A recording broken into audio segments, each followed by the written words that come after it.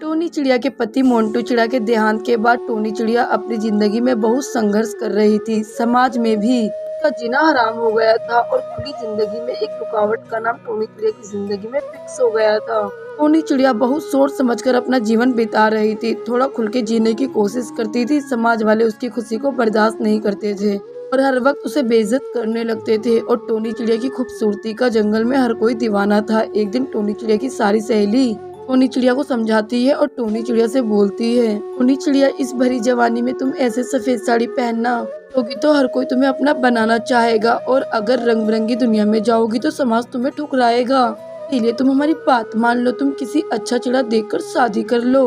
वैसे भी अभी तुम्हारे पास कोई संतान नहीं है, तुम्हारी जिंदगी संवर सकती है। हम तुम्हारे बारे में बहुत सोचते हैं, इसीलिए हम कह रहे हैं।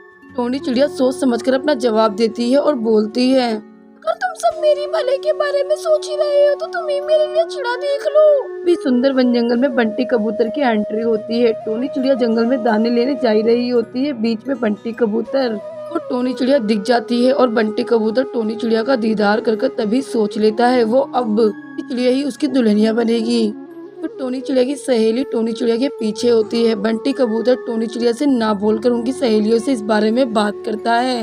ये सभी सहेली टोनी चिड़िया को बंटी कबूतर के बारे में बताती है। कुछ ही दिन में इनकी शादी हो जाती है। जंगल में सभी बातें बना रहे होते हैं। देखो तो जरा सौतेले पति की खुशी टोनी चिड़िया के चेहरे पर।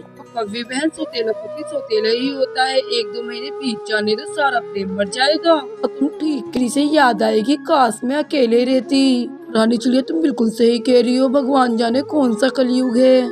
टोनी चिड़िया की सहेली मुनमुन चिड़िया बोलती है, कव्वी आंटी, तुम्हें इतना दूसरों के बारे में सोचने की जरूरत नहीं है और तुम्हें पता है तुम इतना दुखी क्यों रहती हो, क्योंकि तुम टोनी चिड़िया की खुशी को देखकर सोचती हो ये खुश क्यों है, बस यही कारण है तुम्हारा दुखी रहने का। चल चल, मुनमुन की बच्ची आई बड़ी मुझे पाठ पढ़ाने। जंगल में इस तरह की बातें बन रही थी, लेकिन यहाँ टोनी चिड़िया का सौतेला पति टोनी चिड़िया को बहुत ही प्रेम करता है और उसकी हर एक जरूरत को पूरा करता है। अब टोनी चिड़िया किसी भी तरह की खुशी के लिए मोहताज नहीं थी। उसकी सादगी भरी जिंदगी में बंटी कबूतर टोनी चिड़िया के सौतेले पति ने चारों ओर से खुशियों के रंग भर दिए थे।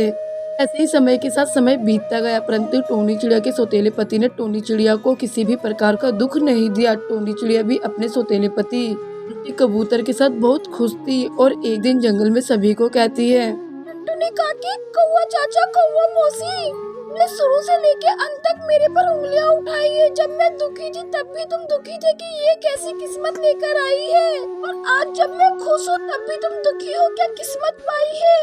सभी को समस्या क्या है? समस्या जो भी हो, अब मैं चुप नहीं रहूंगी। अब मैं तुम्हें एक राय देती हूँ और सुनो मेरी बात ध्यान से। तुम मेरी खुशियों के साथ जीना सीख जाओ। मुझे मेरे सौतेले पति शादी के इतने वर्षों बाद भी आज तक मुझे उतना ही प्रेम करते हैं जितना उन्होंने मुझे पहली नजर में किया था। इसीलिए तुम दूसरों को जज करना बंद करो। सबको अपनी जिंदगी जीने का हक है उनके तरीके से। और मैं शुक्रिया अदा करती हूँ अपनी सहेलियों का जिन्होंने इतने मुश्किल वक्त में मुझे सहारा दिया और तुम्हारे घटिया समाज से छुटकारा भी। अब टोनी चिड़िया अपने सौतेले पति बंटी कबूतर के साथ बहुत खुश थी और बंटी कबूतर भी अपनी पत्नी टोनी चिड़िया से किसी भी तरह से परेशान नहीं था।